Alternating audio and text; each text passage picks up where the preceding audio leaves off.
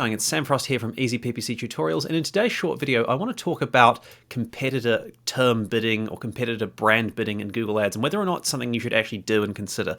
So long story short, Google allows you to bid on a competitor's brand name. So for example, I'm sitting here, it's Friday, maybe I'm thinking about getting a pizza for dinner, and if I search for Pizza Hut, because I know Pizza Hut obviously exists, you can see I get an ad for Pizza Hut. And then underneath it, I get an ad from Domino's. Quite a compelling offer, 40% off Domino's pizza. And this Domino's ad, time and time again, shows up if you search for Pizza Hut, at least where I live. In fact, back some time ago, I remember Pizza Hut wouldn't advertise for their own brand name. In fact, you'd only see Domino's. And advertising on your own brand name, that's something I'm going to talk about in another video. But in this video, I want to talk about the thing that Domino's is doing here. Should you go out and advertise on competitor brand names?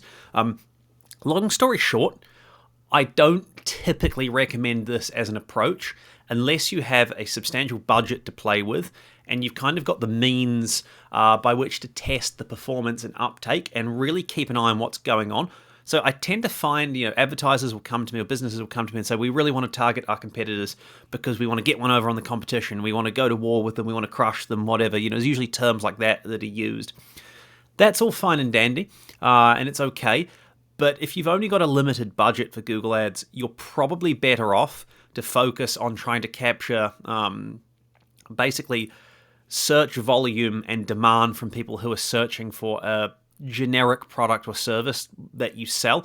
Pizza's probably not the best example for this because, there's only, at least where I live, so many kind of big pizza chains. There's Pizza Hut, there's Domino's, there's a local one in New Zealand called Hell's Pizza. There are a few others. Typically, you're going to have a bit of a sense for what you want. What Domino's is relying on here is the idea that you search Pizza Hut and then you see that Domino's has got a really compelling 40% off offer. Sometimes it's even bigger offer. Domino's here in NZ is usually quite a bit cheaper than Pizza Hut. That's what they're basically banking on. But, if you're, say, an electrician, you're doing electrician services in a local area like Christchurch where I live, and then you go and advertise on all of your competitor names, you will get impressions, you'll get clicks, but you'd probably be better off trying to maximize the number of impressions and clicks you get from people searching for heat pump installation or house rewiring or switchboard rewiring or whatever it is the services that you provide are, as opposed to going after competitor terms. And the reason for this, well, there's a couple of reasons. One is, generally speaking, targeting competitor terms is a lot more expensive than targeting non-branded or generic term. So by generic, I mean basically something that doesn't convey a specific brand name. So if we think about computers, for example, if I search for Apple computers or MacBook for sale or anything like that, I'm searching for a branded product. If I search for best laptop for home office, I'm not searching for a specific brand. I could be interested in a Mac or a Microsoft product or a Lenovo or a Dell or whatever the case might be. That non-branded generic search is usually always cheaper, less expensive per click than going after a competitor term. And Google basically knows what you're trying to do if you target competitor terms.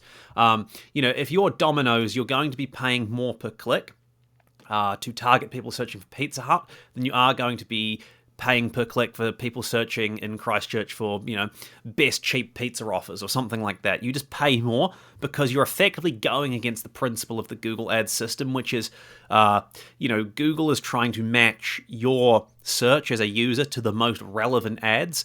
And ultimately, if I search for Pizza Hut, Domino's isn't that relevant. And so if you think about that context, that explains why you often pay more per click with competitor advertising. And if you do competitor ads, typically if you go in and look at things like your quality score and ad relevance and landing page relevance, it's very low. And Google is basically going to charge you a premium for the privilege of doing this. And I'll come to another point in a minute about this happening without advertisers realizing. But long story short, you play a premium. If you don't have a big budget, and you're not maxing out the kind of impression share you can get in terms of going after those generic non-branded terms, I definitely wouldn't be targeting competitors. The other aspect to it is that competitor ads tend not to convert so well in my experience. And that's because if you're looking for a specific brand, like if I'm on the market for Pizza Hut because I really feel like a Pizza Hut stuffed crust pizza Domino's don't do stuffed crust pizza here in New Zealand. I might buy a Domino's pizza if it was a good enough deal, but if I feel like Pizza Hut, I'm far more likely to buy Pizza Hut after searching it than I am just buying Domino's. Now, if I'm just looking for who's doing the cheapest pizza because I've got to feed a whole bunch of people and I don't want to spend too much money, it's a little bit different. They're all, pretty passable. They're not great food, any of them, but they're all passable enough. But if I want Pizza Hut and I'm searching for Pizza Hut, I'm more likely to convert if I click on a Pizza Hut ad than if I click on a Domino's one. And the same thing will apply if you're targeting competitor names. My experience often is that the desire to target competitor terms is not driven off any great kind of interest in what is the most efficient, effective way to leverage Google Ads to generate conversions and to generate sales. It's, we want to be seen to be beating the competition in a superficial manner. We want to be seen to feel like we're crushing the competition, to go, to war with them. I've literally had clients, on calls in strategy sessions and so on, say things like, we want to nuke the competition, we want to knock them out. And, it can be hard as a sort of consultant sometimes to push back against that and say, look, I have no ethical concerns with testing competitor targeting. I think sometimes it's worth testing to see what you get, but you're going to pay for the privilege, and you'll probably find the conversions are not so good, and it's an expensive way to go about doing things. Now, in some verticals, very, very common. So software as a service, for example, I was doing some work with a client for a while in a specialist software as a service vertical, selling backup software. And these backup businesses, of which there are some massive players, there are smaller ones, these guys are a smaller one. Everybody is competing for everybody else's customers. Every time you search a brand, you'll see a whole bunch of competitor ads. Everybody seems to be doing it.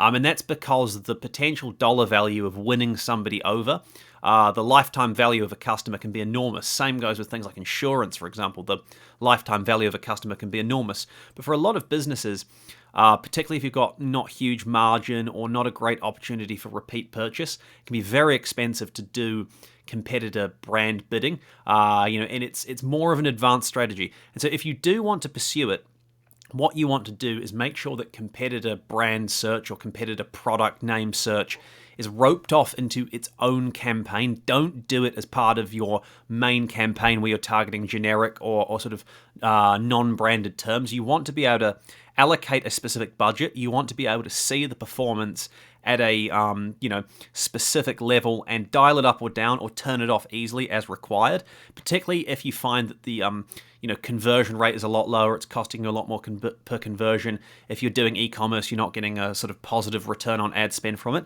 And that leads me to my final point that I want to discuss, which is oftentimes competitor brand search happens without advertisers realizing. And I'm going to do a standalone video on this very topic because I get asked about this all the time, is, why is my competitor bidding on my brand name? Half the time it's because the advertiser doesn't realize what's going on. Because, for example, if you're, say, advertising pizzas, you're selling pizzas, you have the keyword pizza in your Google Ads account, and then somebody searches Pizza Hut, and because the word pizza is in the phrase Pizza Hut, your ad winds up showing up. Now, I'm sure Domino's is doing this deliberately here, but there is every chance they're not. It's just that, the word pizza is in their keyword list, and you search Pizza Hut, which contains the word pizza, and so your ad shows. And this is something that happens quite often. And the problem with that is that if you have all these competitor terms, and sometimes I've seen it where, a campaign where the advertiser is not specifically targeting competitor terms, 20, 30, 40% of the search terms that can be tracked are actually competitor terms that are costing lots per click, not converting well, getting a low click-through rate, and kind of bringing down the performance of the account. You need to be checking your search terms to see if this is happening, and if it is, blocking your competitor terms from your main campaign via negative keywords. And if you do want to test targeting competitor terms, doing it with a specific campaign, or at least a specific ad group if you only want to run one campaign. So long story short, competitor brand term targeting, I'm not the biggest fan of it unless you have a lot of budget to play with and you kind of got budget that you can really use to test if it works, and you have the right infrastructure in place so you're testing it in a standalone campaign. If you're doing that, okay, feel free to test it. But if it's just a case of saying, oh, well, I want to get a leg up over the competition, it's not the most efficient way to do it.